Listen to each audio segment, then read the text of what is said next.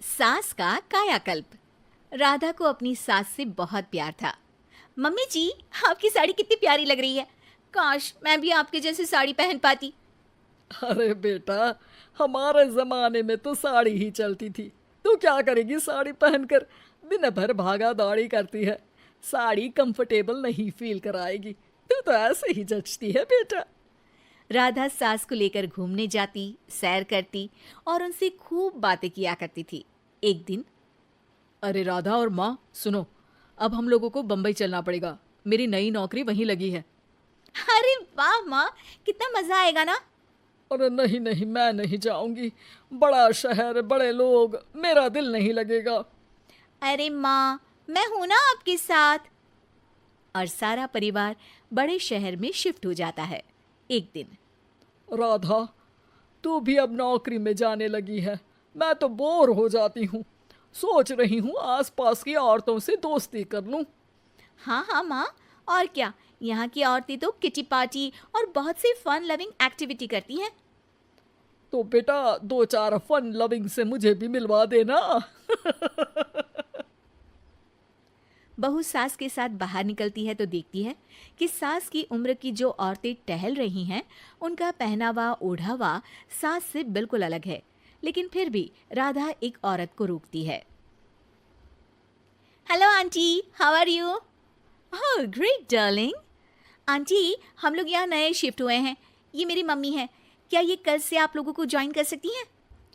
वो औरत सास की तरफ बड़ी ही अजीब नज़रों से देखती है, फिर कहती है, अब ठीक है, कल से भेजती ना। सास समझ जाती है कि उस औरत को वो ठीक नहीं लगी, लेकिन फिर भी वो कुछ नहीं बोलती। अगले दिन, अरे माँ, अच्छी सी साड़ी पहनकर तैयार होकर जाइए। हाँ, आपको आपकी दोस्तों के पास जाना है ना। और नहीं नहीं, मैं सोच रही हूँ घर पर बैठकर टीवी देखूं। वैसे भी रामायण का नया एपिसोड आएगा। नहीं माँ, आप जाओ ना, लोगों से मिलो, बात करो, अच्छा लगेगा। ना चाहते हुए भी सास उन लोगों के पास जाती है, लेकिन सभी सास से बुरा व्यवहार करते हैं। सास मुंह लटकाकर घर आ जाती है। बहू समझ जाती है कि सास को कुछ हुआ है। वो रोज सास को पार्क में भेजती, लेकिन सास रोज मुंह लटकाकर वापस आ जाती। क्या हुआ माँ, आप बाहर जाकर खुश नहीं होती हैं? अरे बेटा, खुश तो हूँ लेकिन। लेकिन क्या माँ, आपको तो लोगों से मिलना, बातें करना अच्छा लगता था। मैं देख रही हूँ कि आजकल आप बाहर से आती हैं तो परेशान सी दिखती हैं। सास कुछ नहीं कहती, अपने कमरे में चली जाती है। अगले दिन राधा चुपके से सास के पीछे पार्क में जाती है। हेलो, कैसे हैं आप लोग? एक औरत मुंह बनाकर साइड हो जाती है। सभी एक दूसरे से बात करती हैं, लेकिन राधा की सास साइड में चुपचाप अकेली बैठी रहती हैं। राधा घर आती है और सास के वापस आने का इंतजार करती है। सास मुंह लटकाकर घर आती है। अरे मम्मी जी, तब से इंतजार कर रही हूँ, जल्दी तैयार हो जाइए, मार्केट जाना है। राधा सास को लेकर बाजार जाती है और उन्हें कुछ मॉडर्न कपड़े दिलाती है। अगले दिन सास उन कपड़ों को पहनकर पार्क में जाती है। Oh my God, you are looking gorgeous. Beautiful top, कहाँ से लिया? हे, मेरे घर में कल किटी है, तुम जरूर आना। अजीब औरतें हो तुम लोग। मैं रोज आती थी, तब तो तुम लोग सीधे मुंह बात भी नहीं करती थी।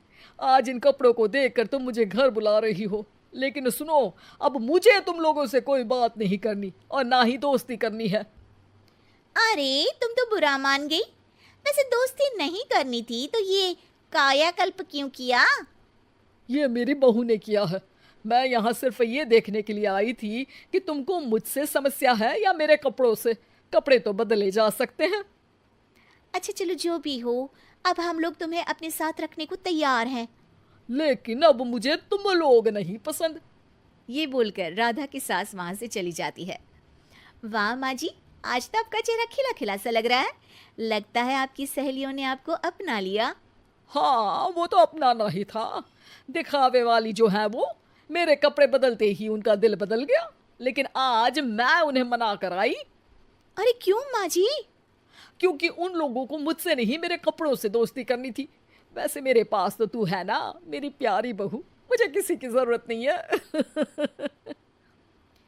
अरे नहीं नहीं माँ जी, आप ऐसा क्यों सोच रही हैं? बेटा, ये गलत भी तो नहीं है। जैसा देश वैसा भेष। क्यों? ठीक है ना माँ, अब जब ये हम लोगों का देश है तो क्यों ना हम यहाँ का भेष अपना ले।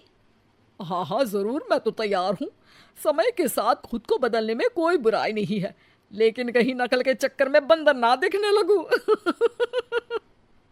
खैर, बहू लग जाती है सास की कायाकल्प।